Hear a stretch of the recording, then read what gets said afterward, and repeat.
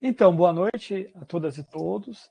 Estamos aqui reunidos para, nesta sessão, ver a apresentação e defesa do trabalho de conclusão de curso de Vanessa Cunha de Souza.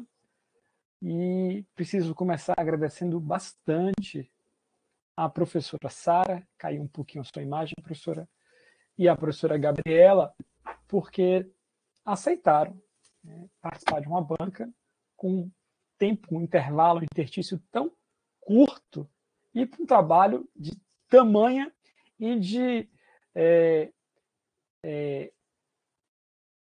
tamanha extensão, né, que envolveu o trabalho de Vanessa. Então, preciso, né, publicizar meu agradecimento, também o de Vanessa, por terem aceitado em pouco tempo estar numa banca de um trabalho desta monta, dessa extensão e desta qualidade. Então, agradeço bastante. Né? Também não vou fazer muitas demoras aqui, ou delongas, e basicamente a Vanessa vai apresentar, tem até 15 minutos para poder fazer a apresentação já está disponibilizada aqui. Sara, você me confirma se você está presente, porque caiu para mim aqui, se puder ligar o áudio, me dá um ok. E Sara, a gente imaginou então fazer arguições em bloco para ganhar um tempo, enfim, começando pela professora Gabriela. Sara? Sara, habilitou a câmera. Pronto. Tá ok? Com você tudo certinho? Então, vamos ouvir agora Vanessa falando sobre o seu trabalho que se chama 12 horas por dia sem folga. Análise das condições de trabalho dos entregadores da RAP. Salientando que esta pesquisa é uma pesquisa que também decorre de um projeto de iniciação científica, um projeto PIBIC, em curso. Né? Vanessa muito adiantada que já antes de concluir o PIBIC, já apresentou um TCC desta monta. Tá bom? Então, Vanessa, você tem a palavra a partir de agora. Peço para que observe o tempo de até 15 minutos. E depois a professora Gabriela, logo depois a professora Sara. Com a palavra, Vanessa. Boa noite a todos. Agradeço pela presença de todos. Reforço os agradecimentos do professor Murilo em relação à banca, por ter aceitado compor, né, a banca hoje com tão pouco prazo, que foi ofertado para leitura. Eu sou estudante meu nome é Vanessa Cunha, eu sou estudante do 9º semestre de Direito aqui da UFBA. Vou formar semestre que vem, mas já decidi fazer o TCC logo, para deixar o semestre que vem livre para estudar para a OAB. O trabalho, 12 horas por dia sem folga, nas condições de trabalho dos entregadores da RAP. Por que eu escolhi estudar esse tema? O trabalho da minha mãe foi um dos motivos. O preço dos meus estudos é o labor de 7 horas até as 21 horas, de domingo a domingo, sem folga, da minha mãe, que trabalha nesse regime há 14 anos, sem tirar férias. Embora o trabalho dela aparentemente não tenha nada a ver com a questão das plataformas digitais, né? Ela tem uma barraquinha que ela vende doces, artigos de papelaria, água mineral, salgadinhos, próximo ao colégio. Quando eu fui ao COMAT 2018, que é o Congresso de Magistrados Trabalhistas, eu vi falar muito em Uber e iFood. E por incrível que pareça, né, como uma forma de trabalho em condições muito semelhantes ao trabalho da minha mãe. O discurso e as contradições também eram bastante parecidas. A minha mãe sempre fala muito que é grata por não ter um chefe, por estar em um trabalho flexível em que ela faz seu próprio horário.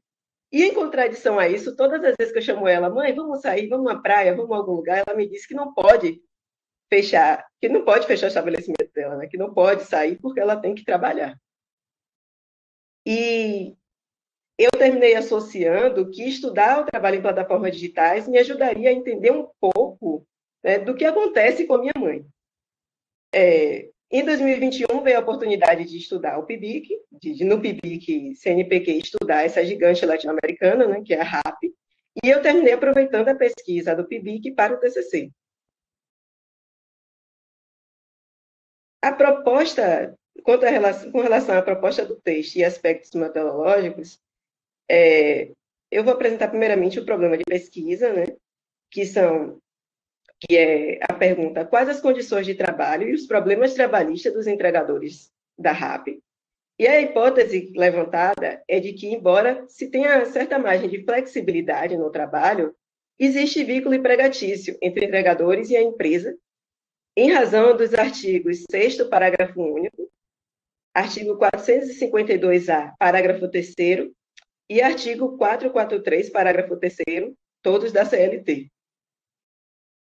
Em relação aos objetivos geral, geral do trabalho é conhecer as condições de trabalho dos entregadores da RAP. Vou pedir só desculpa com relação a uma coisa. A hipótese, eu terminei não falando sobre a relação de variáveis. Então, levantando essa hipótese que eu falei, se teria como indicadores da relação de variáveis as condições de trabalho dos entregadores como variável independente, que confirmaria ou negariam a existência dos elementos constitutivos da relação de emprego.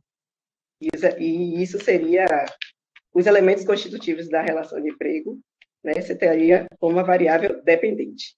Aí, passando para o objetivo geral do trabalho, que é conhecer as condições de trabalho dos entregadores da empresa, já como objetivos específicos, busca-se identificar o contexto histórico, econômico e racional de surgimento do trabalho gerido por plataforma, né?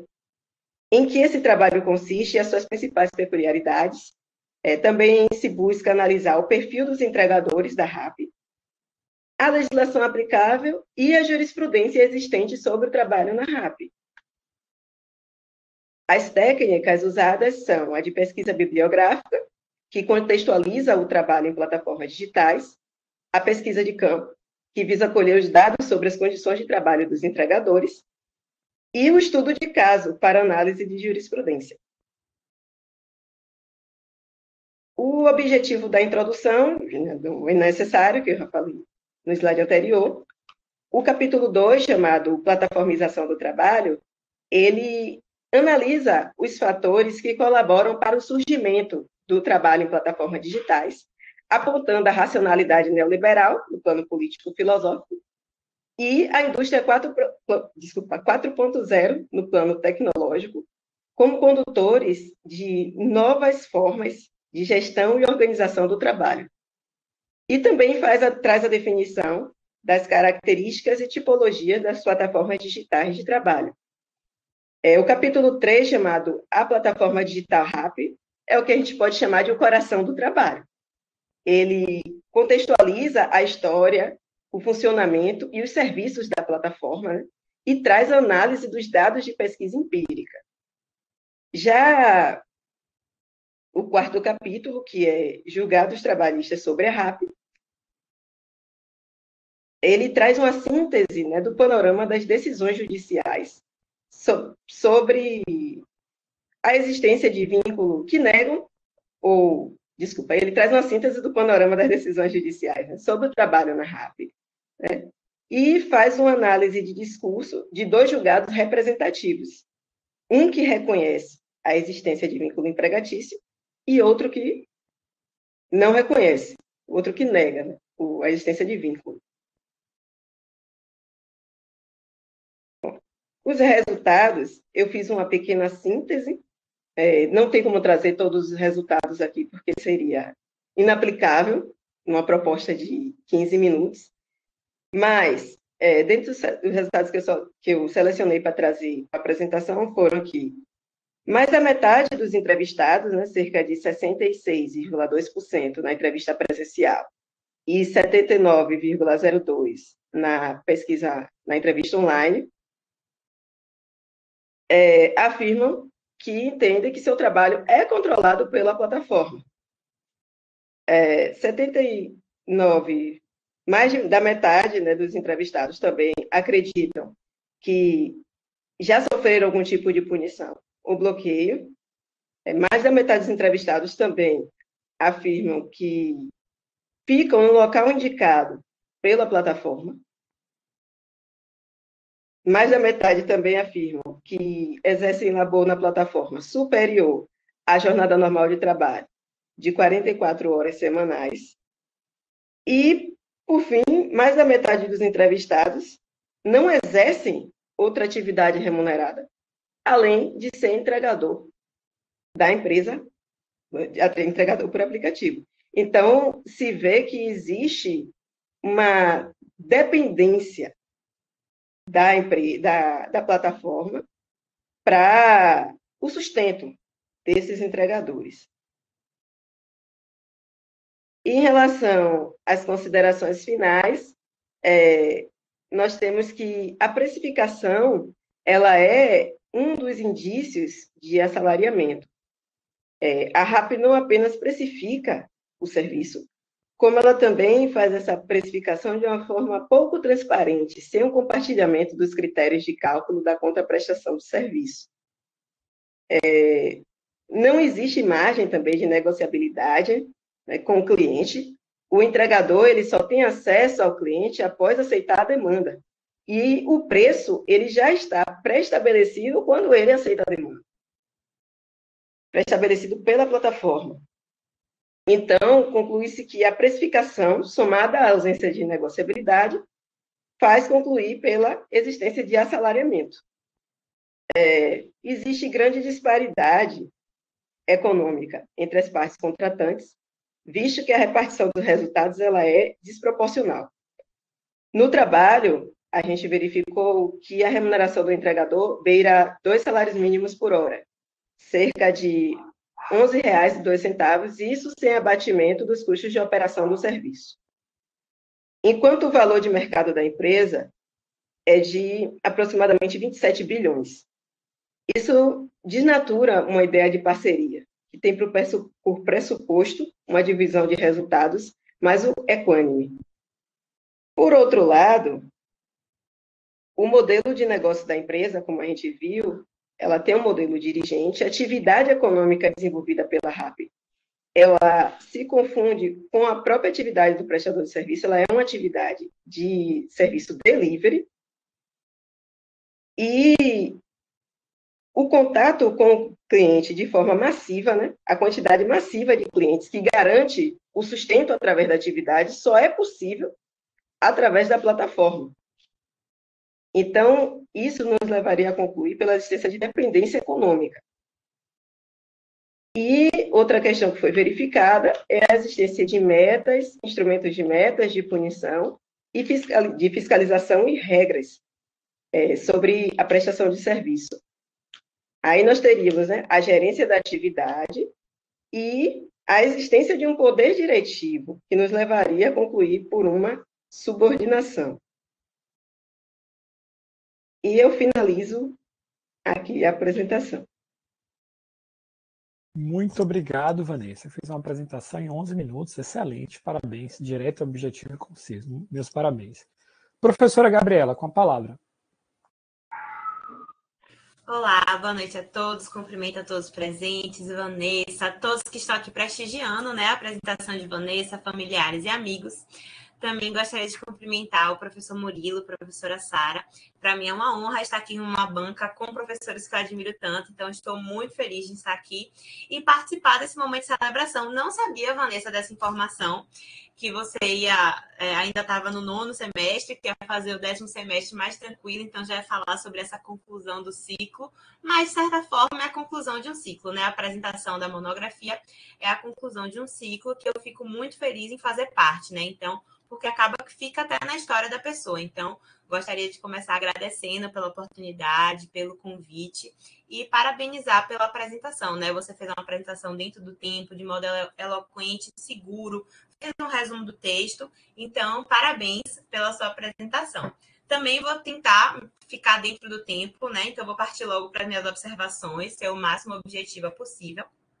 E, Vanessa, eu queria que você soubesse que tudo que eu vou falar hoje está relacionada parte do pressuposto de que você é uma pesquisadora. Então, todas as minhas observações vão ser no sentido de trazer alguns pontos para a reflexão, pensar alguns pontos que na minha leitura não ficaram muito claros, e aí a gente pode tentar esclarecer nessa oportunidade e até pensar em outros projetos, em alguns temas para você se aprofundar no mestrado, em alguma outra oportunidade, tá? Então, todas as minhas observações vão ser nesse sentido e sabendo já do seu comprometimento com a pesquisa, porque não é todo mundo que no espaço tão curto de tempo, né, consegue fazer uma pesquisa, uma entrevista, né, entrevistas com mais de 100 trabalhadores, né? Então, acho que isso já é um grande mérito da sua pesquisa, que todo mundo que viu esse desenvolver, né, acaba que eu tive um pouco de acesso desse desenvolvimento no grupo do WhatsApp, vi os comentários, enfim, participei um pouco disso, então acho que esse já é um grande mérito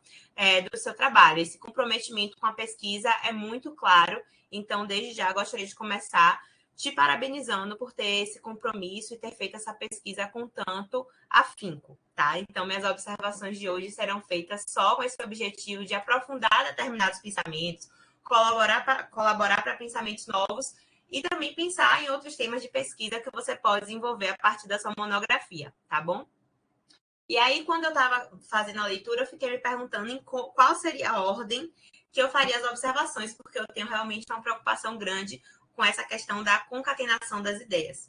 Então, para que todos que estão aqui assistindo e que para você possa também acompanhar da melhor forma, eu pensei em seguir mesmo a sua linha de pensamento, que é a ordem, né, o seu sumário, a ordem da sua monografia, que inclusive também mostra uma preocupação com a leitura, que eu acho que é algo muito importante, né? Eu e o professor Murilo, a gente também conversa muito sobre isso em relação à concatenação das ideias. Então, a gente percebe, desde o seu sumário, uma preocupação com a ordem das ideias, com a leitura, e acho que isso é muito positivo. Então, começando aqui, já partindo para a ordem do seu trabalho, começando pela introdução, tá? Na introdução, eu gostaria de elogiar mesmo a organização e a concatenação das ideias. Acho que a introdução cumpre o seu objetivo, que é de situar o leitor, explicar a metodologia, os capítulos, os objetivos de cada capítulo. Então, acho que a introdução cumpre com o seu papel de trazer essa organização e de situar o leitor. Olha, minha pesquisa é sobre isso, tem esse objetivo, utilizei essa metodologia. Então, acho que a introdução cumpre o seu objetivo de situar o leitor na sua pesquisa, né? Porque a gente sempre tem que estar partindo do pressuposto de que aquela pessoa está tendo o primeiro contato com aquela determinada leitura. Então, acho que foi muito rigorosa essa sua ordem das ideias na introdução, o que facilita depois a leitura do restante da monografia. Então, acho que a introdução você foi muito feliz na organização da sua introdução, tá bom? Passando já para o capítulo 2, né, que é o que você fala acerca da plataformização, do trabalho. No seu capítulo 2, Vanessa, você mostra uma leitura dos principais autores sobre o tema, né? Fazendo uma revisão bibliográfica e citando alguns autores como Dardot, Laval, Carelli, o professor Murilo, né? Todas as referências importantes sobre essa temática de plataformas digitais. E uma referência que me chamou a atenção, que pelo menos nas minhas leituras não é muito comum, foi a referência a Milton Santos. A gente percebe que você faz essa referência em algumas passagens, e quando a gente estuda o tema de plataformas digitais, não é muito comum. Então, a maioria dos autores que eu leio e que tratam acerca de plataformas digitais não fazem tantas referências a Milton Santos quanto você fez. E eu achei interessante fazer essa retomada. Inclusive, eu fiz a leitura de Milton Santos em algumas oportunidades e não cheguei a fazer essa referência. Então, achei que foi muito interessante essa sua lembrança. Gostei bastante, achei positiva essa associação. Tá. Nesse capítulo 2, mais especificamente, na página 25 e seguintes, também existe uma preocupação que a minha é muito cara e foi muito feliz, na minha opinião, que a importância que foi a preocupação de fazer uma abordagem desfetichizada das plataformas digitais. Porque a gente percebe que muitas pessoas estudam plataformas digitais, né, e fazem críticas ao modo de trabalho das plataformas digitais, mas muitas vezes realizam uma abordagem que ainda retoma o próprio fetiche, a própria ideia do novo, a própria ideia do disruptivo, que é o discurso das próprias plataformas digitais. Então, na página 25, você mostra uma clara preocupação em deixar claro para o leitor que as plataformas digitais não são neutras, a forma de utilização do algoritmo, e aí você faz referências a alguns autores como Masuotti. Então, achei muito positivo também essa sua preocupação em trazer uma abordagem desfetichizada das plataformas digitais. Então, também gostaria de elogiar esse ponto do seu trabalho. Já chegando para o final do capítulo 2, mais especificamente no item 2.3.1, você faz uma tipologia das plataformas digitais de trabalho, né? E aí você faz referência a crowdwork e o do trabalho on demanda, né? Por demanda. Mas aí, quando você vai no capítulo 3, mais especificamente no item 3.4, você vai fazer uma classificação da plataforma RAP. E aí você faz essa classificação utilizando a doutrina do professor Murilo e do professor Carelli. E aí você faz a classificação de acordo com as plataformas puras e híbridas. Então, assim, acaba que você, no capítulo 2, no item 2.3.1, você utiliza uma tipologia. E quando a gente vai lá no capítulo 3, você utiliza outra tipologia. Acho que, então, seria talvez interessante, nesse item 2.3.1, inserir também a classificação do professor Murilo e do professor Carelli, que você utiliza lá no capítulo 3, para ter uma maior coesão no seu trabalho nesse aspecto. Entende? Trazer as tipologias nesse item 2.3.1. Então, essa seria a única assim, observação que eu poderia fazer para manter uma coesão maior entre os seus capítulos, tá? Passando, e depois as perguntas eu deixei para o final, tá? Por questão de ordem mesmo, que seguir os capítulos e depois as perguntas, tá? No capítulo 3, como você mesma falou na sua apresentação, de fato, é o coração do trabalho, é o grande mérito do seu trabalho, que são as entrevistas, né? Que de fato foi algo que mostrou muita dedicação, muito comprometimento, e mais uma vez volto a te parabenizar pelas entrevistas. Acho que de fato foi um marco, e fazer essa junção do PIBIC com a sua monografia também foi uma excelente ideia e engrandeceu ambos os trabalhos. Acho que isso foi excelente. Mas, enfim, observações sobre o capítulo 3 propriamente dito. No item 3.2, mais especificamente na página 35, você traz uma noção da financiarização da plataforma RAP. E eu acho que isso também é algo muito positivo que a gente percebe em outras plataformas, como o Magazine Luiza e outras plataformas digitais. Então, acho que isso é muito positivo e também tem uma grande coesão com o restante do seu trabalho, com as outras referências que você utiliza lá no capítulo 2. Então, eu gostaria de elogiar esse aspecto. A divisão do item 3.3, que é o que você fala sobre os termos de uso, achei a divisão muito boa, porque facilita o leitor de compreender esses termos de uso.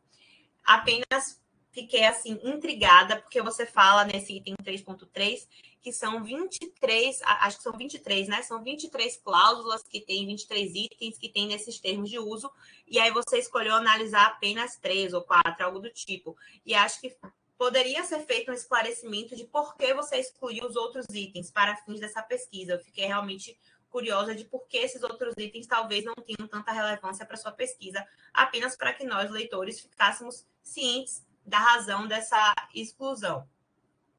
Na página 40, Vanessa, você fez a colagem de algumas imagens. E aí, quando você fez a colagem, acaba que desformatou um pouquinho. É uma besteira de formatação, mas que dá para a gente corrigir facilmente, que foi a questão da margem da primeira linha. Então, isso me chamou a atenção. E aí, quando você for fazer o depósito definitivo, só para ajeitar essa questão. E no capítulo 3 também, na página 46, você faz referências a blogs e sítios oficiais da própria empresa. Só que aí não tem uma nota de rodapé nem nada do tipo esclarecendo quais seriam esses blogs e quais seriam esses sítios. Então, para os leitores que estudam essa temática, a RAP, e querem ter acesso a esse material, acho que seria interessante que tivesse uma nota de rodapé ou uma referência acerca desses blogs e desses sítios para pesquisar mesmo, tá? Na página 63, mais uma vez, elogiar o seu trabalho de pesquisa. Quando você traz aquela noção da bag, do baú, traz a fotografia, eu acho que traz a pesquisa muito para a realidade. e acho que isso foi muito positivo, a foto da situação vivenciada. Então, achei muito, muito bom esse aspecto. Já estou passando para o último capítulo, né? Daqui a pouco eu vou acabar falando mais que o Vanessa. Então, vou já partindo aqui para o último capítulo. No último capítulo, também, quando você fala dos julgamentos, né, trabalhistas acerca da RAP, a gente percebe mais uma vez que você teve uma preocupação clara com a metodologia. Ao longo de todo o trabalho, você mostra uma preocupação de situar o leitor como cada uma das coisas foi feita, como foram feitas as entrevistas, como foi feita essa questão da escolha dos julgados. Então, acho que existe uma preocupação metodológica muito relevante. Acho que eu quero elogiar esse aspecto. Mas, quando você traz a questão dos julgados, você traz alguns números, não é? Mas a visualização não ficou muito boa. Acho que para facilitar a visualização do leitor, você poderia tentar demonstrar o que você trouxe em tópicos, trazer talvez tabelas e gráficos. Acho que facilitaria a visualização desse tema, que foi uma pesquisa muito relevante que você fez, e acaba que quando a gente fica olhando os números em tópicos, a gente não consegue ter uma visão geral muito boa. Então, trazer tabelas e gráficos no capítulo 4, quando você fala dos julgamentos, acho que seria algo que engrandeceria o seu trabalho, tá bom? Mas, no geral, gostaria de elogiar mais uma vez o seu trabalho, o seu comprometimento com a pesquisa, a sua preocupação com a metodologia. Inclusive, a gente teve o encontro do Assalariados Digitais também tratando sobre esse aspecto. Então, acho que engrandece a pesquisa da Faculdade de Direito como um todo, que a gente sabe que a gente não tem uma tradição tão forte de fazer pesquisas como essa. Então, acho que esse é um ponto muito relevante que eu gostaria de, mais uma vez, elogiar. E agora eu queria finalizar partindo para algumas perguntas acerca da sua monografia, para entender alguns aspectos que, para mim, não ficaram muito claros, ou até mesmo para trazer algumas reflexões, tá? Primeira pergunta. Em relação à metodologia, a partir da leitura da página 16 e também na página 47, eu entendi que havia um questionário aplicado presencialmente e um questionário aplicado de modo online, certo? Mas eu não compreendi muito bem, não sei se foi algum erro de leitura meu ou algo do tipo, como foi a aplicação desse formulário online. Eu entendi que foi pelo Google Forms, mas eu não sei se você mandou para o WhatsApp, se você entrou em grupos de WhatsApp desses trabalhadores, se você mandou para algum líder e ele pulverizou. Enfim, eu não entendi muito bem como esse formulário chegou até os trabalhadores. Então, esse aspecto dos formulários online não ficou muito claro para mim. Será que depois você poderia explicar melhor esse ponto específico da metodologia? Ainda falando sobre a metodologia, na página 58, você afirmou que os entregadores mais antigos, que já deixaram de trabalhar há mais de 2 anos, relataram as maiores remunerações.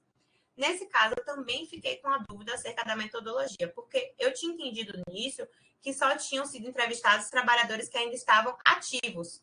Mas quando eu li essa página 58, eu comecei a pensar, poxa, também tinham trabalhadores inativos que foram entrevistados, então também fiquei um pouco confusa acerca desse aspecto, tá? De qual seria esse recorte, quais foram todas as pessoas entrevistadas. Fiquei com essa dúvida. Na página, essas duas perguntas já têm um pouquinho de relação com o meu próprio tema de pesquisa. Que na página 19 da sua monografia, você fala que havia uma menor organização sindical por parte dos trabalhadores, precarizados. Quando você fala em organizações sindicais, você fala necessariamente em sindicatos ou em qualquer organização coletiva lato sensu. Então, acho que isso é um aspecto que a gente pode refletir, principalmente tendo em vista a relevância do break dos APPs e cada vez mais manifestações desse grupo de trabalhadores, tá? Ainda sobre essa questão das organizações coletivas, das manifestações e ações desses trabalhadores, na sua página 27, você se reporta que a designação dos trabalhadores com outros nomes, né, como já esqueci o nome, mas enfim, tem uma denominação específica para esse... Isso, essa denominação enfraquece a ideia de trabalhador, né? Mas será que essa semântica, por um lado, pode até enfraquecer essa ideia de trabalhador e trazer uma ideia de colaborador, mas essa semântica também, de certa forma, reforça a ideia de grupo, de coletividade. Então, acho que seria também algo que a gente poderia refletir sobre essa denominação, se pode necessariamente afastar a ideia de trabalhador, de relação de emprego, mas, contudo, de certo modo, fortalece o laço desse grupo enquanto grupo mesmo.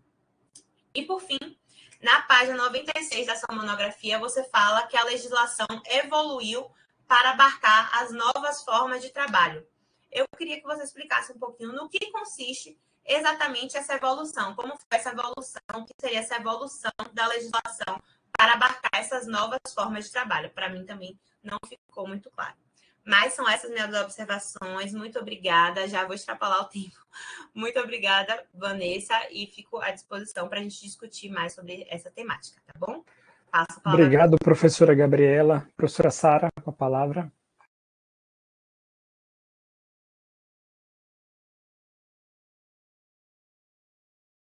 Eu não consigo ouvir, professora. Já habilitou o microfone, mas não sai som. Vocês estão ouvindo? Não. Não. Será que foi o fone que tirou, botou?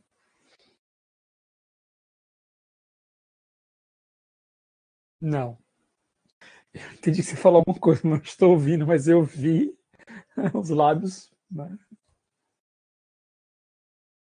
Não estamos ouvindo nada.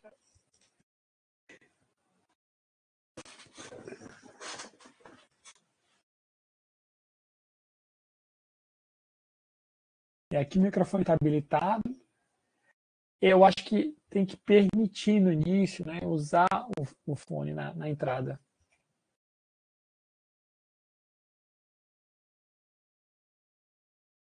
Não estamos ouvindo, Sara. Sara, talvez você saia e entre de novo. E no início tem que ir lá ter uma permissão. Permitir usar o microfone. Tem que marcar o permitir.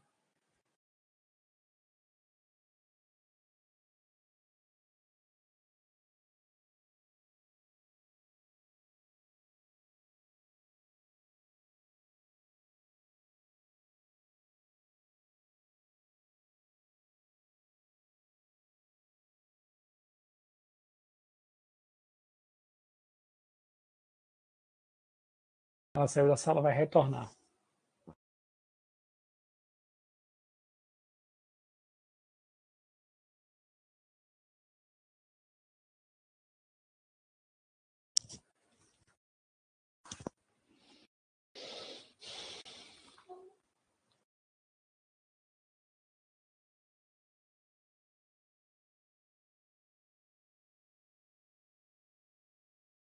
E agora, vocês me ouvem? Sim, ouvimos bem. Só não estamos lhe vendo, Sara. Vou aproveitar e pedir desculpas por esse pequeno inconveniente, porque essa plataforma é pouco utilizada, né, na universidade, enfim, mas a minha opção por ela é porque essa única que é pública, né, Sara? Então não faz sentido a gente discutir, estudar plataformas digitais e o processo de dataficação e usar de forma incoerente e contraditória plataformas privadas que se apropriam dos dados produzidos por esse espaço público, né? Enfim. Então eu prefiro usar essa plataforma que é um pouco mais arcaica, mas embora eu acho que atenda com tranquilidade nossas demandas do que usar o Google Meet ou o Zoom, que está gerando dados para essas empresas. Então, não, com certeza. Eu já usei bastante. É porque aqui em casa a gente faz o compartilhamento dessa câmera. Ora fica comigo, ora fica com o meu companheiro, que também é professor da UFBA. E aí, às vezes tem essas coisas. Bom, eu queria dar boa noite a todos e a todas, agradecer muito ao convite do Cunha, dizer do prazer também de estar aqui com a professora Gabriela e do aprendizado, né, como sempre. Eu sempre costumo dizer que, apesar do nosso programa de monografia estar implantado, né, desde 2004, eu digo que nós somos todos aprendizes ainda no campo do direito, por conta de uma marcação muito forte que o direito tem de uma amálgama entre teoria e prática, de a gente não ter a carreira de pesquisador estruturada no país, exceto por pouquíssimas instituições, como agora o CNJ, alguma experiência do Ministério da Justiça, que abriu editais de pesquisa. Então, acho que é um desafio enorme, né, a gente superar uma tradição bacharelesca de uma amálgama entre teoria e prática. e de muito pouca capacidade nossa de formulação metodológica. Então, acho que nós somos todos aprendizes e estamos em vias de implantar ainda, quem sabe, um bom programa de monografia. Mas, apesar disso, hoje é um dia de festa, porque Vanessa apresenta uma pesquisa, né? E apresenta uma pesquisa consistente para nós, e que... vocês conseguem me ver ainda? Eu fiquei sem a câmera. Conseguem, né? Eu estou vendo aqui do lado. Estamos vendo. Então, eu acho que é um dia de festa, porque a gente vê que, apesar de todas as dificuldades estruturais que a gente tem as possibilidades de usar o Programa de Iniciação Científica, né, o PIBIC, como forma de produção de monografias, e que isso faz uma diferença grande, além do próprio interesse do aluno, né? Me lembro de Vanessa, que já no primeiro semestre de metodologia, já apresentando um projeto de pesquisa muito interessante, muito importante, que a gente vai vendo como o aluno vai crescendo ao longo do tempo, né? Bom, então, sobre o trabalho, eu fiquei muito, por um lado, assim, muito intrigada. Por que você começou com 12 horas por dia sem folga, né? Por que você começou por isso? Porque eu sempre me pergunto muito como é que os alunos formulam o título. E depois eu vi por que você fez isso, né? Quer dizer, eu queria te perguntar se foi isso mesmo, porque eu acho que isso deve estar de modo mais explicado no trabalho, porque exatamente esse título. Eu queria perguntar se foi isso mesmo que eu entendi, né? Porque para mim só fica claro mesmo por que começar com isso quando eu leio lá no final do trabalho, mais no final do trabalho, que a decisão que não reconheceu o vínculo, né, fala em jornada. Então, a relatora cita como exemplo dessas características, né, no caso da segunda decisão, o fato de que não existe a realização de processo seletivo, exame admissional ou jornada de trabalho.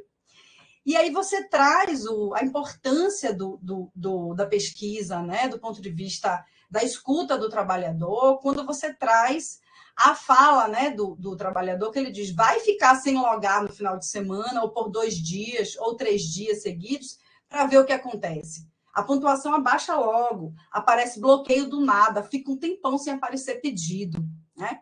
Então, isso justifica essa fala do trabalhador, que fala o que acontece se você não ficar logado, junto com os termos de uso, que você diz que existem várias possibilidades, né, de estar logado ou não, mas tem que simplesmente aceitar estar logado o tempo todo, quer dizer, ser controlado o tempo todo na sua localização, junto com essa fala do trabalhador, e essa fala da relatora que diz que não há jornada de trabalho, quer dizer, são coisas que entram em contradição. E aí justifica, mas eu traria essa explicação logo para o início do trabalho. Por que você começa com esse título? Por que é tão importante? Aí eu queria te fazer a pergunta se é isso mesmo, né? Por outro lado, no subtítulo do trabalho, aí eu já acho que você faz o contrário do que muitos alunos fazem, né? Os alunos normalmente prometem muito no título e entregam pouco. Você promete menos do que você entrega. Porque você não entrega no título no seu trabalho só uma análise das condições de trabalho dos entregadores. O que você nos entrega é muito mais do que isso, porque você nos entrega a repercussão jurídica da análise das condições de trabalho dos entregadores, entende? Você entrega os efeitos jurídicos, né? A natureza jurídica da relação quando você analisa as condições de trabalho. Porque você poderia realmente analisar. E quando eu li o título, eu até falei, nossa, deve ser um trabalho eminentemente sociológico. Eu já fiquei feliz, porque sou professora de sociologia, e por si só as condições de trabalho dariam um trabalho de pesquisa. Mas você avança, né, ao final, de modo que você termina não fazendo só uma pesquisa exploratória. Você faz uma pesquisa exploratória, mas uma pesquisa que é propositiva. Porque você entra para o campo da dogmática, né? Você entra para o campo mostrando, na verdade, o quanto as condições de produção do discurso, né, do trabalhador são importantes, claro que. Por quê? Por que você faz análise do discurso, apesar de dizer que não faz? Porque você demonstra as condições de produção do discurso, inclusive compreendendo por que mesmo esse trabalhador que está submetido a tudo isso, né, tem uma taxa de mais de 50% que vão se considerar ainda com uma consciência de trabalhador autônomo. na consciência dele. Então, isso é o quê? Condições de produção do discurso.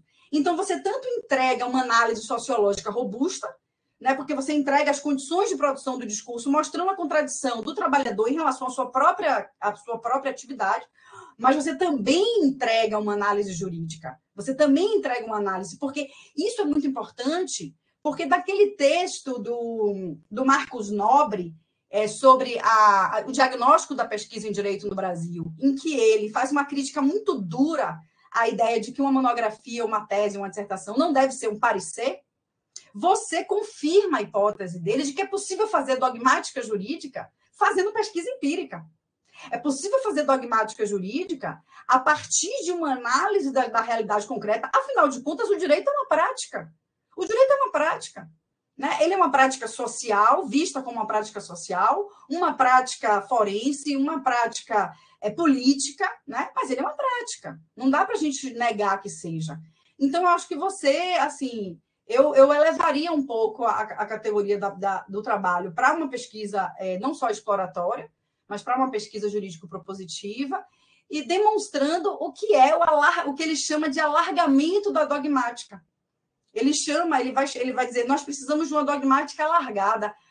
Ele vai buscar isso, inclusive, em Tércio Sampaio, né, em que ele vai dizer, nós precisamos colocar na pergunta da pesquisa, nós precisamos sair dessa dicotomia sociologia dogmática. Nós precisamos colocar na pergunta de pesquisa locuções, né, que sejam de eficácia, de legitimidade, né, de justiça, né, e que a gente não abandone a normativa.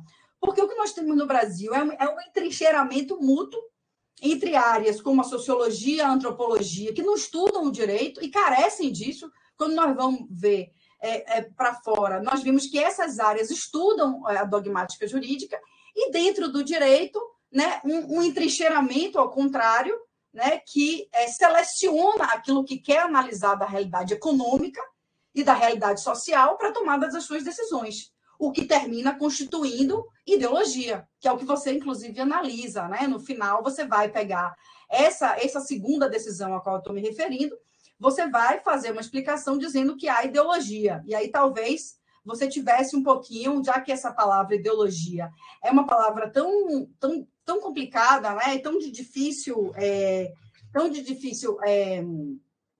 explicação, né? Então, você diz, lá na página 98, os fundamentos da decisão pelo não provimento do recurso autoral tangenciam a ideologia de caráter disruptivo das tecnologias e relações sociais estudadas, na medida em que o acórdão afirma que a discussão envolve a modalidade nova de prestação de serviço, e aí, no final, você termina com a relatora cita, por exemplo, né, o primeiro parágrafo do capítulo 98, ou da página 98.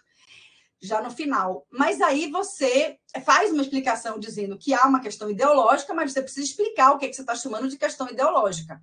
Então, é preciso explicar o conceito de ideologia, e aí eu diria que é nesse mesmo caminho. No debate, não ir buscar um conceito abstrato de ideologia, mas no debate com a dogmática jurídica, mostrando que a ideologia, na relação com a dogmática, nada mais é do que, ao invés de você olhar a totalidade das relações, você selecionar, porque vira e mexe, a gente vai ver em decisões do Supremo, eles selecionando fatos econômicos, fatos sociais, para corroborar uma determinada posição sua. Então, é dizer que a repercussão geral no Supremo, ela libera os juízes para fazer análises, né, de questões econômicas, sociais, culturais e políticas. Só que é preciso você olhar a totalidade. E, para isso, você precisa de pesquisa. E é isso que sua pesquisa vai apontar numa análise de um estudo de caso. Eu acho que você deve manter o estudo de caso, mas eu diria que você não está fazendo uma análise, como você diz no título, somente das condições de trabalho. Eu acho que você faz uma análise das repercussões jurídicas, das condições de trabalho para a natureza jurídica do contrato. Eu acho que você vai além do que aquilo que você promete. Então, eu acho que a gente deve sempre dizer ao aluno que ele não fique além, mas que ele não fique aquém também daquilo que ele colocou ali. Então, essa é acho que uma das poucas sugestões que eu faria ao seu trabalho, que seria rever o título para que você entregue aquilo que você... para que você, na verdade, fale sobre aquilo, porque você entregou muito mais. No seu resumo, eu diria que você, lá no meio do trabalho, você colocou que, além de tudo, ele também não contribui para o INSS, eu acho que isso deve estar no resumo também, porque é uma dos seus achados lá ao final, e aí no resumo termina não ficando. Quando você fala do objetivo geral, mais uma vez, você traz o mesmo problema que o título, né? Porque você diz o objetivo geral é análise quanto às condições de trabalho, e aí você deveria trazer também aquilo que aparece no problema, que são os dilemas trabalhistas. Porque no objetivo geral você diz, eu vou só analisar as condições de trabalho dos entregadores. Não. Você vai analisar as condições de trabalho e os dilemas trabalhistas, né? Porque isso também está na sua pergunta de pesquisa. Eu acho que isso deve para o objetivo geral, como fica alinhado, né? Eu ainda fiquei um pouco interessada em que você falasse um pouquinho mais como foram as condições, as suas condições de elaboração da observação participante, né? Porque eu acho que aí é uma coisa da observação participante, quanto mais você descreve do ponto de vista de como você chegou, de como foi a abordagem, de quantas vezes, eu acho que esse detalhamento do que você viveu é importante para a observação. Quanto mais você puder detalhar, eu acho que é melhor. Então, eu queria que talvez você pudesse falar um pouco, talvez ali na frente escrever. O Milton Santos, eu concordo com a professora, esse autor, né, que pode lhe ajudar, talvez, aí eu posso fazer uma pequena crítica ao trabalho, que na verdade é de abordagem, que é a gente fica tentando muito aproximar o mercado de trabalho nosso na leitura do Laval, né, do Dardot, como se a gente estivesse vivendo um fenômeno mundial e houvesse um mundo do trabalho. Você fala em mundo do trabalho, né, em mundo da tecnologia, e aí não tem um mundo só. O mundo é bem diferente, né? O nosso mundo é bem diferente do mundo deles. Então, eu acho que a gente, às vezes, a gente faz uma leitura muito geral disso, e eu me ressinto um pouco, porque talvez seja mais dos meus estudos, né? De decolonialidade, de estudar os fatores da escravidão e os fatores raciais, da composição do mercado de trabalho, que estão ligados às questões também do controle dos corpos, do controle penal. Você até traz Foucault. Eu estava fazendo uma pesquisa recentemente, só para dar um exemplo daquilo que eu estou falando, sobre o trabalho intermitente com jovens, e eles dizendo que eles gostam do trabalho intermitente, mesmo que eles não recebam quase que salário nenhum no final do mês. Porque com a carteira de trabalho dessas hamburguerias, né, desses fast foods, eles podem entrar e sair do bairro deles e ir para a balada. Porque eles podem passar pela Blitz na madrugada, voltando da balada, e mostrar a carteira de trabalho e poder passar, tanto para sair como para entrar.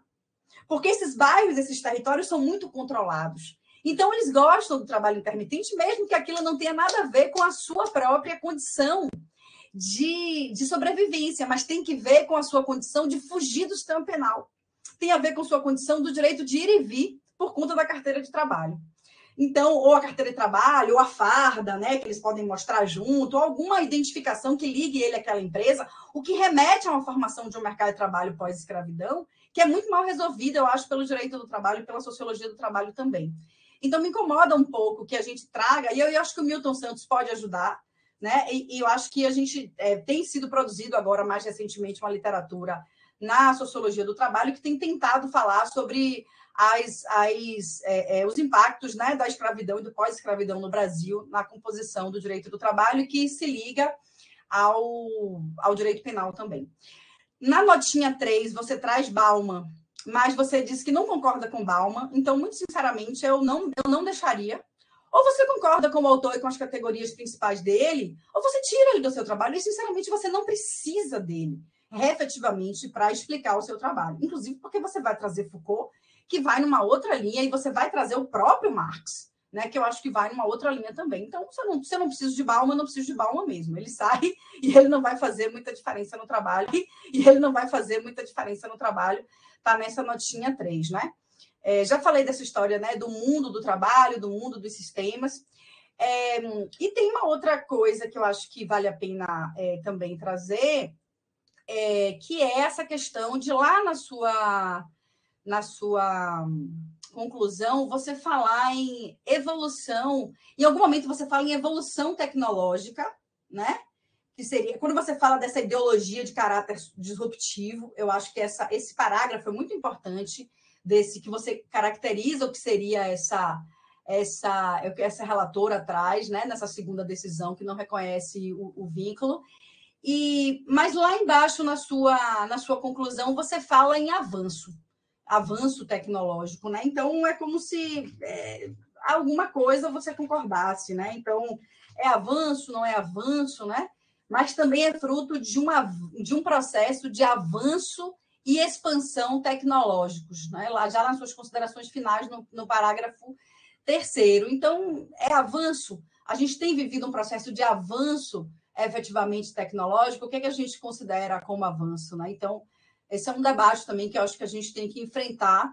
E daí, quando você coloca a evolução tecnológica, você põe entre aspas, e lá na sua consideração final você fala em avanço tecnológico. Então, acho que você cai na armadilha de achar que a gente vive um avanço. Então, é um avanço cada um de nós, cada indivíduo ter um instrumento desse, um computador, um tablet, um Kindle, um não sei o quê. Quer dizer, o quanto a gente está destruindo o planeta, né, para isso, para cada indivíduo ter isso, né?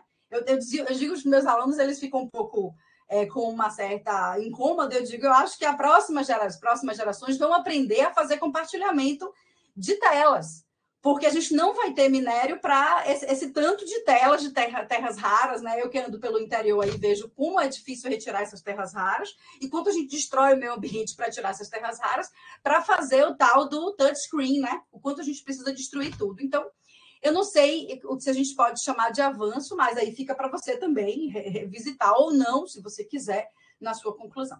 É isso, acho que eu já falei um monte, queria te parabenizar, dizer que todas as questões que eu fiz aqui para você para tentar contribuir com o seu trabalho e para dialogar contigo, mas que seu trabalho está excelente e eu só tenho que agradecer por estar aqui e por ter a oportunidade de poder levar esse trabalho para os meus alunos de Sociologia Jurídica, esse tema, o modo como você pensou criativamente sua pesquisa, o risco que você correu, né, de estar confrontando, além além das entrevistas, a observação, risco no sentido metodológico, aqui eu estou colocando, e além de fazer a análise do discurso, porque para mim você fez uma análise do discurso, e talvez você possa ali na frente, no mestrado, estudar um pouco mais, né? Essa coisa da análise do discurso, e a importância da análise do discurso, tanto para compreender a consciência do trabalhador, como para compreender a ideologia do judiciário. Então, são essas as questões, as minhas observações, e parabéns para o seu orientador e para você, Vanessa.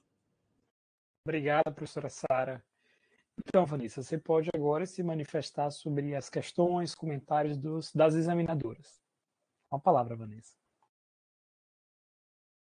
Agradeço a professora Gabriela e a professora Sara pelas perguntas. Vou iniciar pelas perguntas da professora Sara, da professora Gabriela, pela ordem. A primeira pergunta foi com relação à metodologia. Falou que na página 16 e página 47 eu falo sobre a existência de 2 questionários. Um presencial, que foi aplicado pelo entrevistador, e outro online, que foi autoaplicável. E que eu não disse como esse formulário chegou até os trabalhadores, que precisaria explicar. Concordo, professora, realmente ficou uma lacuna nisso. Eu agradeço pela observação e vou conversar com o meu orientador a respeito de como a gente pode estar acrescentando, melhorando isso, e, na prática, o que ocorreu? A intenção foi pegar as condições de trabalho no Brasil inteiro, embora não tenha conseguido alcançar o que eu esperava. Mas a pesquisa nem sempre vai ser o resultado que a gente espera, né? O alcance que a gente espera. Então, o que eu fiz? Eu saí pesquisando no Facebook o nome RAP e o nome RAP Entregador, e aí todos os grupos que apareceram, eu lancei o formulário. Expliquei que era estudante de Direito da UFBA, apresentei um texto que foi do blog Assalariados Digitais, foi até eu mesmo que tinha escrevido, e o professor Murilo compartilhou, que ele faz uma apresentação geral da pesquisa, dos objetivos, de forma assim, uma linguagem mais acessível, que dá para o trabalhador entender. E aí a gente chegou e foi lançando esses formulários no grupo de Facebook. Para além disso, quando eu encontrava os entregadores, eu não só me limitava a fazer a pesquisa a ele, eu também perguntava: você topa participar de sei lá, uma pesquisa maior para maiores esclarecimentos e tal. E quando eles me diziam que sim, aí eu chegava, aproveitava a deixa, entrava em contato com eles, né, pegava o telefone e ali ele já era um agente que passava para outros. No Instagram não tem um grupo, mas tem a página da RAP, que os entregadores vão lá fazer reclamações com relação às situações que eles vivenciam. E aí eu ia comentário por comentário enviando os formulários para eles e explicando que tinha uma pesquisa e a natureza da pesquisa. Então, foi dessa forma que a pesquisa, e grupos de WhatsApp também, de entregadores, que eu fui disseminando a pesquisa online. Sobre a segunda pergunta, que foi dos entregadores mais antigos, que foram entrevistados entregadores ativos e inativos. Sim, foram entrevistados os dois, tanto entregadores ativos como inativos, porque a intenção era saber como eram as condições de trabalho na RAP.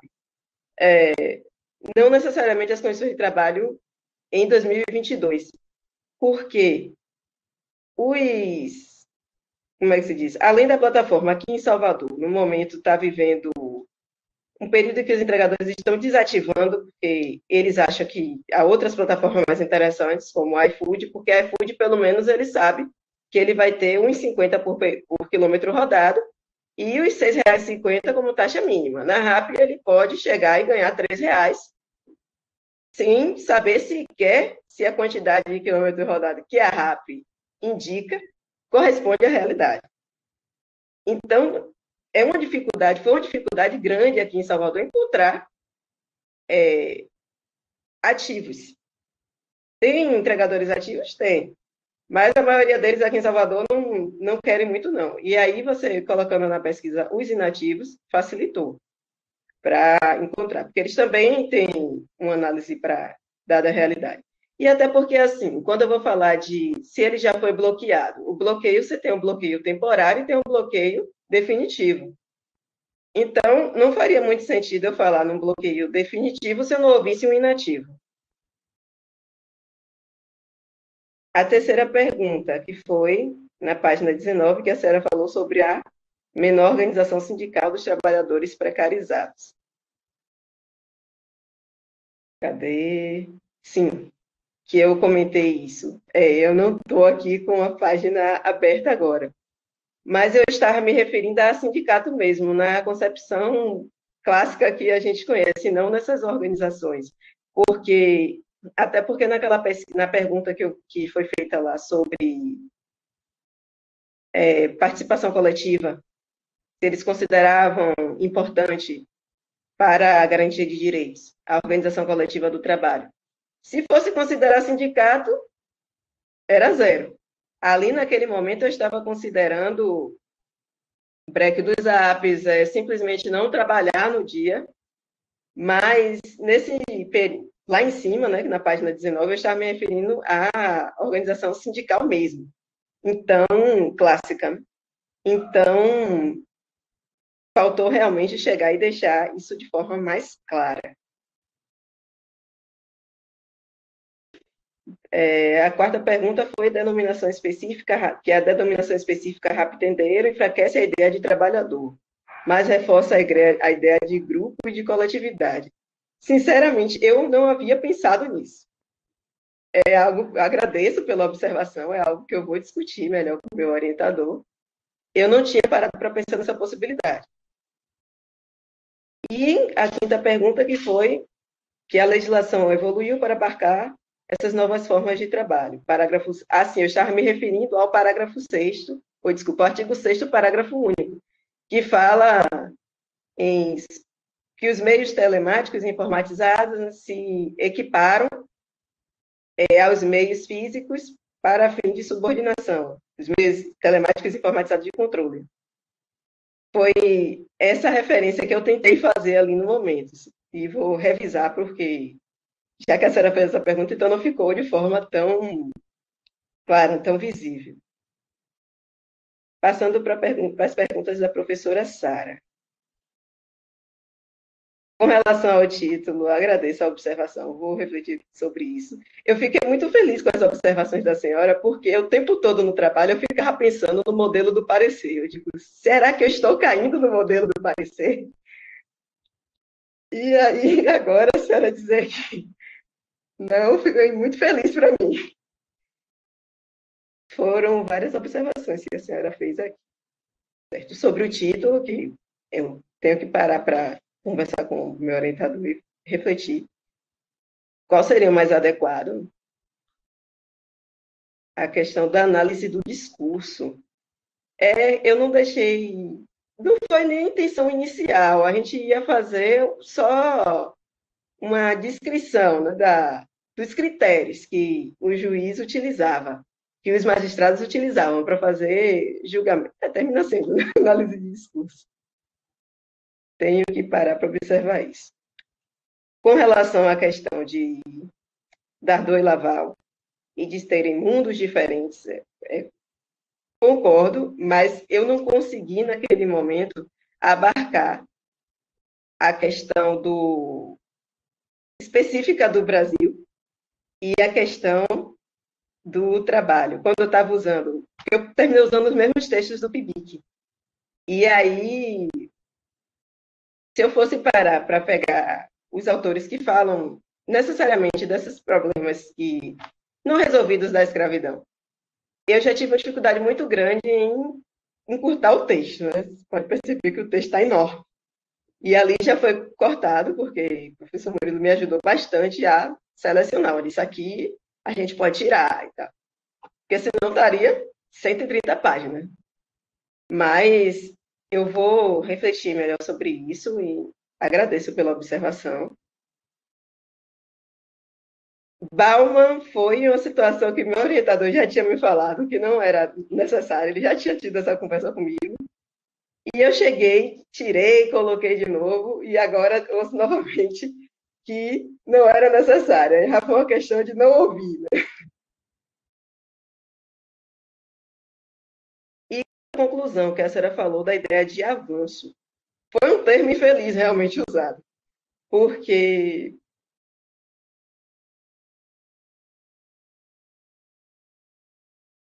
eu não parei para analisar a ideia que avanço trazia, que estava realmente sendo uma contradição com tudo que eu estava falando sobre a questão do disruptivo, do novo, né, dessa roupagem de novidade e disruptividade. Então, eu vou verificar, meu orientador, realmente, qual termo seria melhor para a gente trocar aqui. Vou analisar melhor essa questão da redação e da escrita. Teve mais alguma outra coisa? A nota 3, que foi para tirar. Não, de tudo que eu anotei foi isso aqui. Ficou faltando alguma coisa, professora? Não, eu estou satisfeita. Professora Gabriela, algum acréscimo a mais? Não, sem observações. Apenas agradecer a Vanessa pelos esclarecimentos. Muito obrigada. Acho que ficou tudo muito claro agora e são reflexões importantes mesmo para o engrandecimento da pesquisa. Desculpa, na verdade ficou faltando. Eu vi aqui agora sobre a observação. E professora Sara? Diga. Aqui. Sim, sobre a observação, que a senhora havia falado, que não ficou de forma muito clara como essa observação surgiu. Vou rever essa questão do trabalho, mas, a princípio, o objetivo era usar apenas um instrumento, que era o formulário Google Forms. Só que, indo a campo, o contato com o campo estudado é outra coisa. E aí os entregadores começaram a me falar, né? Eles não queriam apenas se limitar a responder as questões que estavam ali no questionário. Eles queriam me dizer por que a RAP era... Por que a iFood era melhor do que a RAP? Por que a Globo ele achava que era melhor que a RAP, outra empresa? A diferença entre essa e aquela? Enfim, ele queria aprofundar aí para questões que eram importantes para o objetivo da pesquisa, mas que não estavam, o questionário não dava conta. E, além disso, isso com a parte do que o entregador queria falar. Mas, para além disso, também tinha a parte da pesquisadora, que quando você vai para o local, você começa a ver situações que também são condições de trabalho. como o lugar em que eles estão sentados, como eles fazem a refeição, acesso a banheiro, água. O discurso que eu ouvi lá de entregadores foi, assim, quase que unânime. Eu evito beber água para não ir ao banheiro. Então, isso não é uma situação que o questionário daria conta. Aí, por isso que eu tentei trazer um roteiro de observação, porque eu cheguei a um momento que a gente teve uma reunião no Grupo Assalariados Digitais e eu já tinha essa impressão. Eu digo, eu não tenho condição de apenas, com o questionário, abarcar tudo que o trabalho se propõe a fazer. E, ao mesmo tempo, eu também não poderia observar tudo, nem tudo eu poderia relatar. Aí, o que foi que eu fiz? Tem uma estrutura, eu terminei não trazendo no apêndice, porque ficou muito grande o trabalho, mas talvez fosse o caso até de trazer, em que eu coloco lá dia, horário da entrevista, quantas pessoas foram entrevistadas. Aí faz uma descrição do local, das condições, porque é diferente a condição do entregador que está no estacionamento do Costa Azul e do entregador que fica na porta do McDonald's da Graça. Porque o da porta do McDonald's da Graça fica sentado em cima da moto, tomando sol o dia inteiro. E o do Costa Azul, ele está numa estrutura que tem cobertura, né? Ele não está exposto ao sol nem à chuva, fatores intempéries, e tem um banco, e além do banco, tem banheiro, e tem, como é o nome? Tomadas, que eles podem carregar os celulares. Não é a melhor das estruturas, mas tem uma estrutura mínima para ele ficar. A mesma coisa em relação aos estacionamentos de shoppings. Eu não posso falar o nome dos shoppings, porque teve um termo uma autorização que a gente pediu à faculdade para realizar a pesquisa nos estacionamentos de shopping, mas eu não posso dizer que o shopping A tem a estrutura parecida com a do shopping B, porque tem um certo shopping que ele é o maior de Salvador, não estou falando nomes, mas ele tem uma empresa terceirizada contratada por ele para organizar os trabalhadores, os entregadores lá dentro, e não havia acidente. Inclusive, esse shopping foi maravilhoso comigo, chegou me apresentando e tal, a pesquisa fluiu bastante lá. Já tem outro que não tem estrutura nenhuma, de assento, fica tudo assim, fica jogado, né? Não tem muita organização. Varia muito de um local para o outro. Então, por isso que fez esse roteiro. Agora, vou analisar aqui sobre a possibilidade de anexar, né, essas anotações de observação no trabalho. Ok.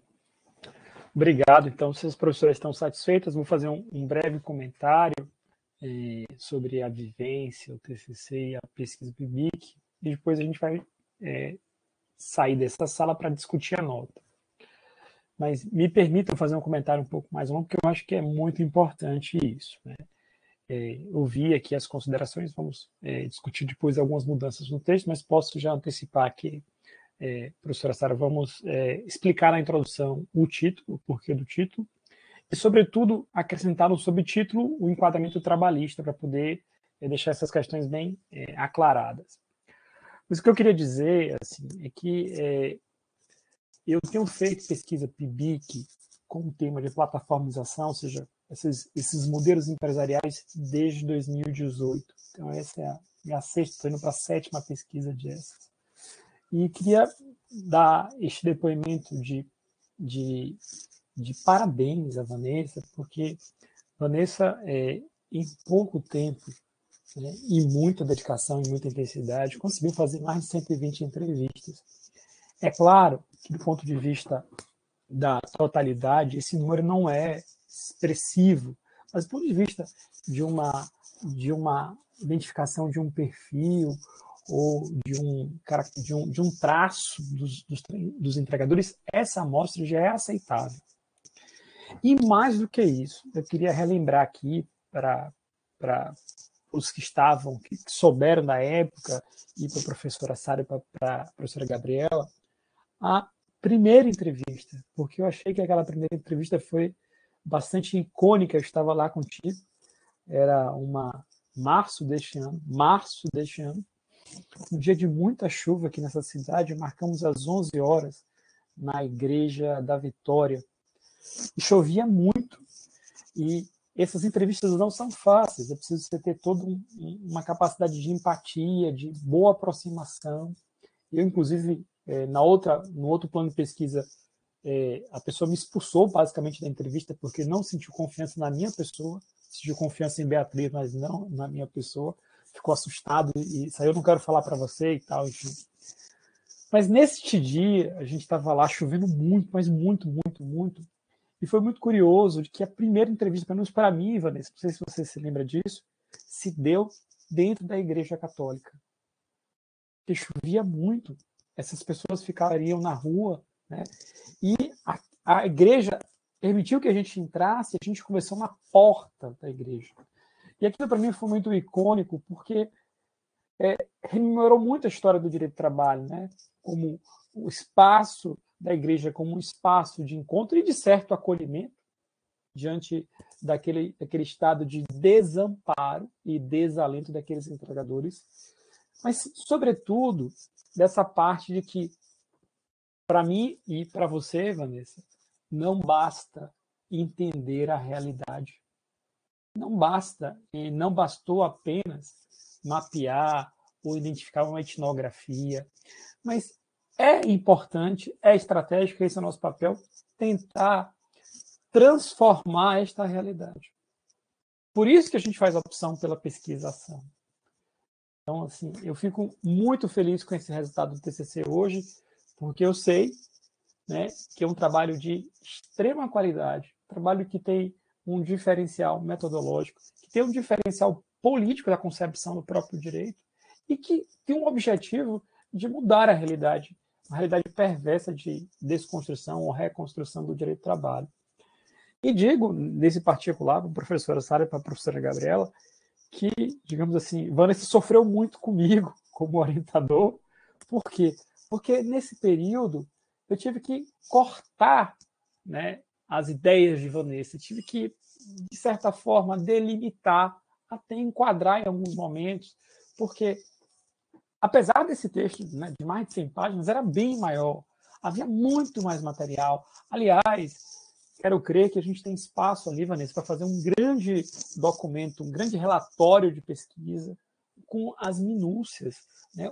Um grau de perguntas, a explicação. E sim, tem que vir no apêndice todo o questionário e todas as respostas que a gente obteve, tá certo? Ainda seja em PDF. E assim, e me sinto muito feliz. É claro que todo o processo de construção teve momentos de atrito, de discussão, porque o papel do orientador é, de certa forma, conduzir por um caminho um pouco mais simples, sim, né? Vanessa queria discutir outras coisas, né? Só queria relembrar, Vanessa queria discutir as questões de discriminação e de racismo nesse ambiente. Eu falei, vamos, eu acho excelente ideia para o mestrado. Por enquanto, vamos entender as condições gerais desse ambiente, vamos aproveitar e fazer uma sinergia entre a pesquisa e isso. Então, Vanessa, eu, publicamente, antes até da nota, queria dizer que, para mim, foi uma alegria e que você foi uma das melhores bolsistas que eu tive, né? De que levou a sério, que se dedicou, tá certo? E se eu fui rigoroso com você, e como eu fui rigoroso, você sabia disso, enfim, é porque eu sempre quis o seu bem e queria o seu melhor. E eu acho que o que a gente tem como resultado é um pouco disso, tá bom? Então, fica aqui meus parabéns e muito obrigado por ter me escolhido, né, como orientador de PIBIC e como orientador de TCC, tá certo? Porque eu aprendi muito contigo e posso afirmar de alguém que estuda o tema de plataformas digitais de trabalho, que você, hoje no Brasil, é a maior especialista sobre a RAP. Que não tem ninguém no Brasil, do ponto de vista do direito, que tenha na sua vivência, trajetória, uma formação conceitual, mas, sobretudo, uma pesquisa empírica vasta, consistente e profunda sobre esses trabalhadores. Não à toa que a gente descobriu até, professora Sara, que há um aluno da faculdade que é entregador e que, a partir disso, veio participar do grupo de pesquisa, enfim. Então, assim, foi fantástico para mim. Tá bom? Vanessa, obrigado. Eu que agradeço, professor, porque eu cresci muito nesse processo. Eu já falei com o senhor várias vezes. Realmente, quando eu paro para ver aquele primeiro texto que eu entreguei para o senhor, misericórdia, ainda É do bem que o senhor processo. fez aqui Como eu digo assim, a gente sofre antes para não sofrer aqui. Mas eu queria perguntar se a professora Gabriela, a professora Sara querem fazer algum comentário, a gente pode se retirar da sala, como tem muita gente, né? Tem uns 13 pessoas aqui. Eu acho que é mais educado que a gente saia, converse pelo WhatsApp, tenha uma ligação, enfim, do que pedir para todos saírem, né? Para fechar a nota. Enfim. Mas se quiserem fazer algum comentário, a palavra está franqueada. Não, parabenizar, falar da emoção também de ver a relação verdadeira de vocês, né? De ter visto Vanessa desde antes e como é bonito a gente humanizar esse processo, né? E ver o resultado e dizer que esse dado racial que aparece no trabalho, ele não pode ser minimizado, que a gente não vai encontrar a explicação nos franceses para o que acontece na América Latina. Então, assim, a gente vai... E no Brasil, na sua especificidade, né, na especificidade do Brasil, eu acho que esse é um desafio grande para a gente ainda fazer, mas é como o professor falou, né, fica um desafio para o seu mestrado. Tá bom. Então vamos conversar pelo WhatsApp. Eu ligo para vocês duas agora, tá certo? Vou fechar aqui as câmeras e o áudio. No caso, eu saio também, né? Não, todos ficam aqui, tá certo? Isso. E a gente já retorna. Só peço para esperar para poder ninguém perder o link. Pode ficar aí.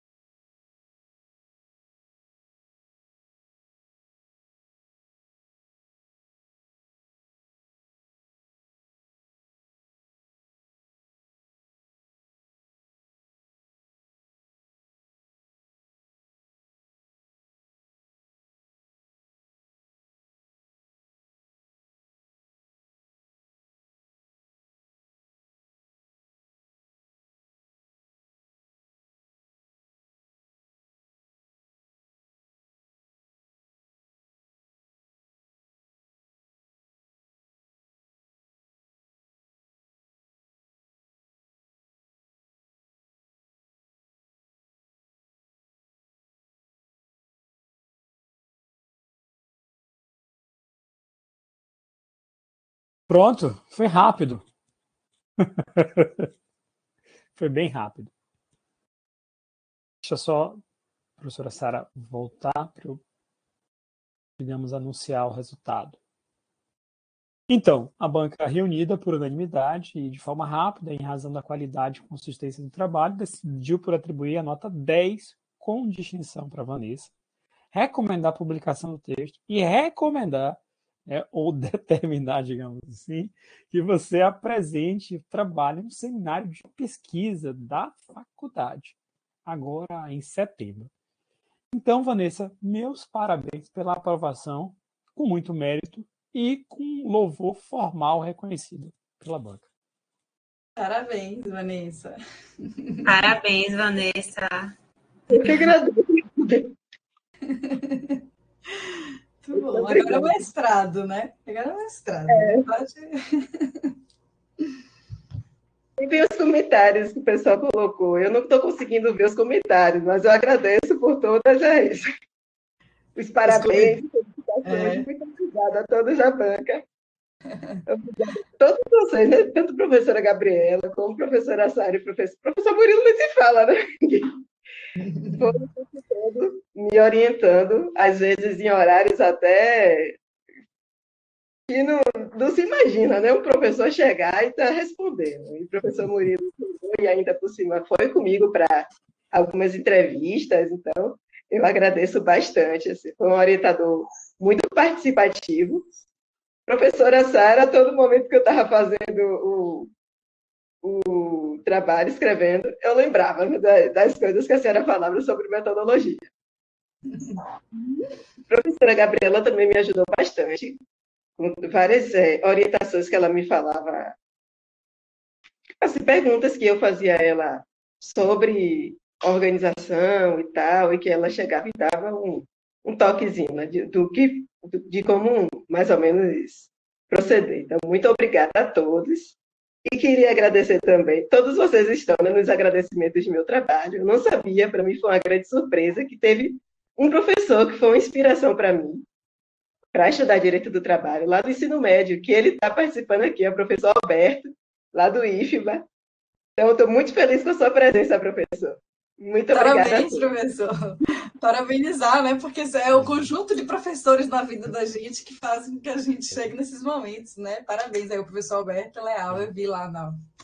Obrigado, professor Alberto, por trazer mais alguém com perfil de Vanessa, um perfil crítico para a área de trabalho. Muito obrigado, precisamos muito. Verdade, parabéns, professor. Muito bom. É isso, gente. A gente vai encerrar por aqui a banca, agradecer a presença de todos, parabenizar e dizer que, mais uma vez, esse é um momento de celebração para a Vanessa, né, que ainda vai ter mais um semestre ainda para poder aproveitar ainda mais a faculdade, enfim, que já está com a vida bem encaminhada, e pensar só no mestrado agora. Né? Só do ponto de vista da operação, eu vou preencher a ata, assinar eletronicamente. Aí, Sara, você assina eletronicamente também? Sim. Então eu mando para a Gabriela, depois eu mando para ti, tá certo? Pronto. E aí no final dizer, né, que ninguém deve usar essa RAP, né? Que é muito legal. Cuidados aí. Tá bom, pessoal. Valeu. Gente, um abraço a todos, fiquem bem, tá bom? Muito obrigada, pessoal. Tchau, tchau. Boa noite. Parabéns, Vanessa.